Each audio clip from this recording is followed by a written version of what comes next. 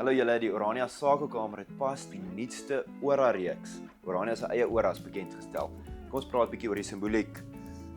Jy het die 10 Ora, die 20 Ora, die 50 Ora, 100 Ora, 200 Ora en vir die eerste keer 'n 500 Ora noot.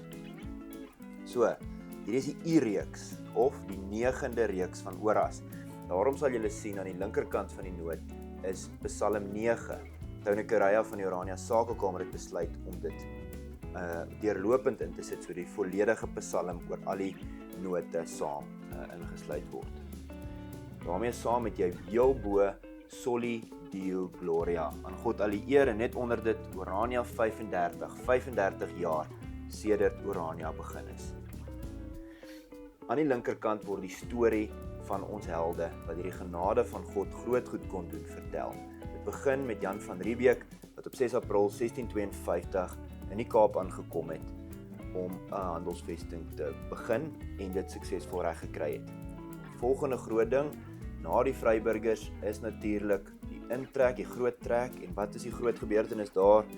Die gelofte van Bloedrivier, Andries Pretorius. Daarna die stryd teen die Engelse, die eerste vryheidsoorlog wat deur die boere gewen is, en generaal Piet Joubert. Dan het jy die Vrystaat, een van die belangrike republieke. Ons het die afgelope tyd baie aandag aan president Kruger gegee, president Steyn, ook 'n reuse held in ons geskiedenis. Die Vrystaaters en president Steyn en alles wat hy in die Vrystaat gedoen het. Ons kom by die 20ste eeu en Tosius, wat die Bybel in ons eie taal Afrikaans vertaal het, en die psalms natuurlik ook.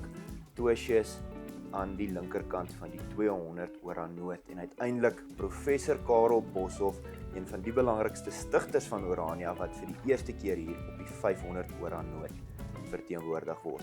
Aan die regterkant van die note het jy Van Riebeeck se kasteel, die Gelofte Kerk, wat gebou is om die eer aan God te gee na die slag van Bloedrivier. Natuurlik is haar die gelofte voor die Eerste Vryheidsoorlog weer bevestig deur die boere. Dan het jy die Vroue Monument, wat in Bloemfontein staan by die Oorlogsmuseum, ons vrouens en kinders in die konsentrasiekampe, by Tosius, wat die Bybel vertaal het, die Taalmonument, en dan die Kruger Monument, wat onlangs in Orania opgerig word. As ons hierdie note onder IV sit, sal jy sien dat die veiligheidskenmerk van Psalm 9 bo oor die helde se gesigte onder ultraviolet gaan, en as jy aan die regterkant van die noot kyk, ek ben 'n Afrikaner in die hoeke van elke noot. As ons IV op die agterkant van die note sit, sal julle die klein reus, Orania se eie simbool, duidelik kan sien as 'n veiligheidskenmerk. Daarmee saam die advertensies, wat elke noot en die hele projek help befonds, Orania se kulturele vakansie daar wat uitgebeeld word in die agtergrond, en ons plaaslike diere, van die mossies wat in die Anglo-Boereoorlog en Grensoorlog 'n herinnering was, dat God tot vir die kleine mossies sorg, hoeveel te meer nie vir ons nie, tot die bakoorjakkels, duiker, dassie, bloukopkoggelmander en natuurlik die vink. Die vink is 'n bouer, en dit is wat ons hier in Orania ook is.